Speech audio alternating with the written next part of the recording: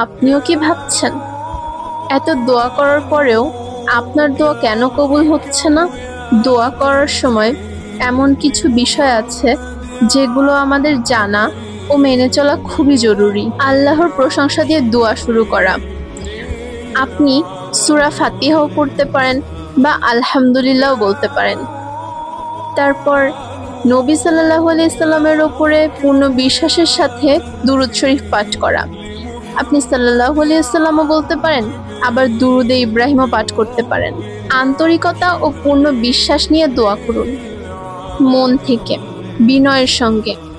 ও এই বিশ্বাস নিয়ে দোয়া করুন যে আল্লাহ আপনার কথা শুনছেন।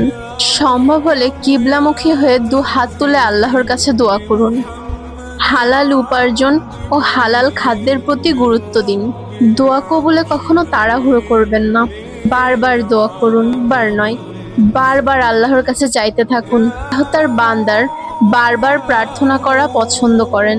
গুনাহের কাজ বা আত্মীয়তার সম্পর্ক নষ্ট করার জন্য দোয়া করবেন না।